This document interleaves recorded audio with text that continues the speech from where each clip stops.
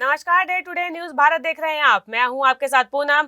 हमारा चैनल आपसे वादा करता है कि हम निष्पक्ष तरीके से पत्रकारिता करेंगे। हमारा कोई भी पत्रकार किसी से कोई उपहार या फिर विज्ञापन को स्वीकार नहीं करेगा। डे टुडे न्यूज भारत आपसे ये वादा करता है कि हम समाज के दबे कुचले लोगों की आवाज बनेंगे। ऐसे किसी भी व्यक्ति की खबर को हम नहीं चलाएंगे जो कि भोले भाले लोगों को ठगने का काम करते हैं या फिर पाखंड फैलाते हैं। डे टुडे न्यूज भारत आपसे ये वादा करता है कि हम लोकतंत्र के चौथे स्तंभ को मजबूत करने का प्रयास करेंगे। और अब नजर डाल लेते हैं टॉप 30 के इस न्यूज बुलेटिन में देश और दुनिया की कुछ अहम खबरों पर।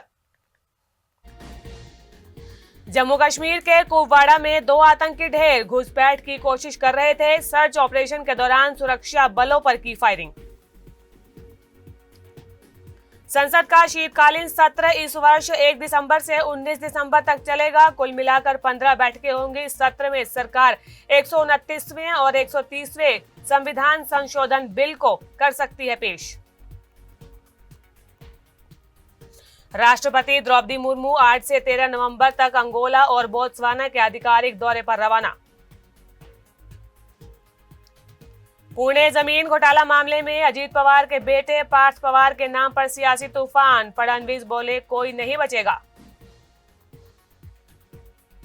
दुनिया के सबसे अमीर व्यक्ति एलन मस्क एक और बनाएंगे रिकॉर्ड। टेस्ला के शेयर होल्डर्स ने ऐतिहासिक पैकेज को दी मंजूरी। अगले 10 सालों में मस्क को करीब $1 ट्रिलियन के शेयर मिल सकते हैं। अमेरिकी सरकार ने H-1B वीजा कार्यक्रम में संभावित दुरुपयोग की जांच की शुरू। 175 कंपनियां शामिल। श्रम विभाग ने कंपनियों को अमेरिकी नागरिकों को नौकरी में प्राथमिकता देने की दी है चेतावनी। नेतन्याहू के खिलाफ तुर्की ने जारी किया गिरफ्तारी वारंट। इजराइल पर गाजा में नरसंहार करने का लगाया आरोप। प्रधानमंत्री नरेंद्र मोदी ने वाराणसी से 4 नई वंदे भारत ट्रेनों को दी हरी झंडी। ये ट्रेनें देश के विभिन्न कोनों से जोड़ेगी।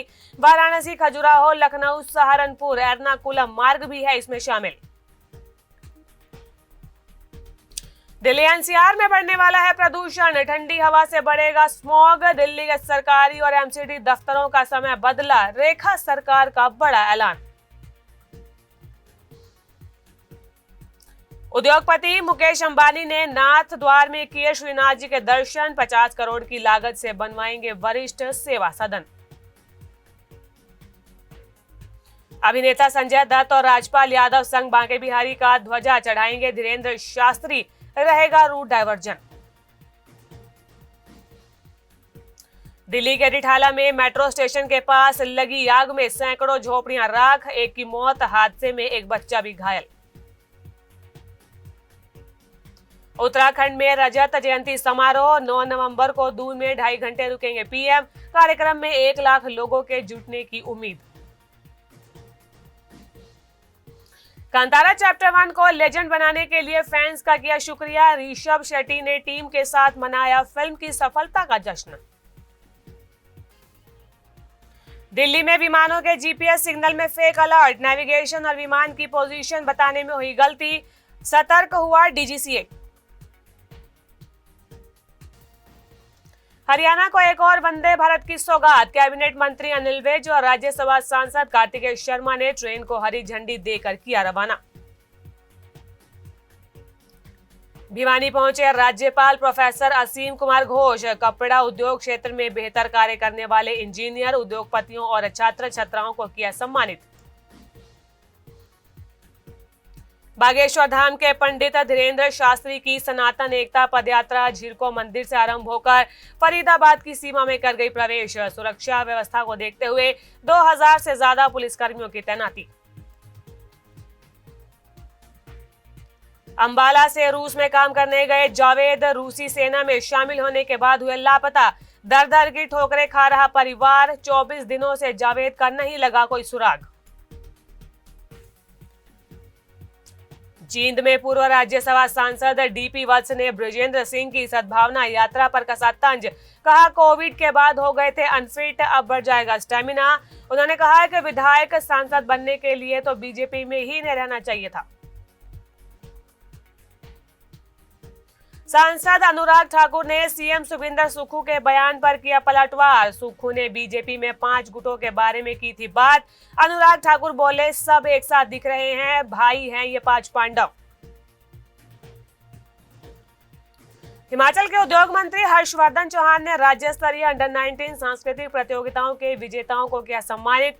गवर्नर ट्रॉफी पर हमीरपुर टीम का कब्जा। 5 दिवसीय राज्य स्तरीय कार्यक्रम में 1043 छात्र छात्राओं ने किया पार्टिसिपेट।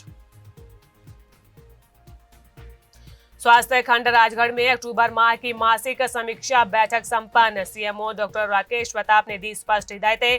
कहा, मरीजों को बाहर की दवाइयां लिखना करे बंद, अस्पताल से ही उपलब्ध करवाई जाए दवाइयां। सिरमौर टीजीटी आर्ट्स शिक्षकों ने सरकार से पदोन्नति प्रक्रिया जल्द शुरू करने की उठाई मांग। कहा, बिना प्रमोशन ही रिटायर हो रहे शिक्षक, शिक्षा व्यवस्था पर पड़ रहा असर। Shimla CPIM committee Kalibari hall में एक सेमिनार का आयोजन। जराजल द्वारा पिछले 2 सालों में किए गए फलस्तीनी जनता के नरसंहार व युद्ध में मारे गए लोगों के प्रति आक्रोश।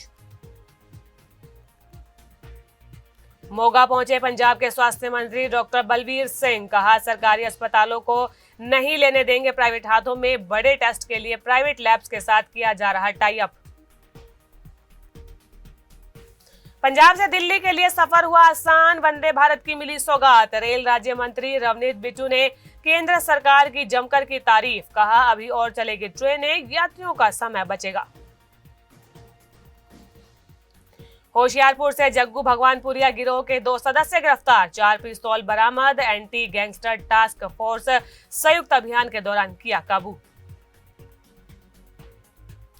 लुधियाना में ट्रैफिक पुलिस ने जागरूकता अभियान किया शुरू। वाहनों पर रिफ्लेक्टेड स्टिकर। ट्रैफिक पुलिस का ये कदम शहरवासियों की सुरक्षा के लिए सराहनीय पहल। धर्मकोट में गांव के किसानों पर पुलिस की टेढ़ी नजर। पराली को आग लगाने वाले किसानों पर सख्त कार्रवाई करने के आदेश। प्रशासन और पुलिस गांव-गांव जाकर किसानों को कर रहा जागरूक। तो आज के न्यूज बुलेटिन में बस इतना ही। देश और दुनिया की तमाम अपडेट्स के बारे में जानने के लिए day to day news Bharat को लाइक, शेयर और सब्सक्राइब करना बिल्कुल भी ना भूलें। नमस्कार।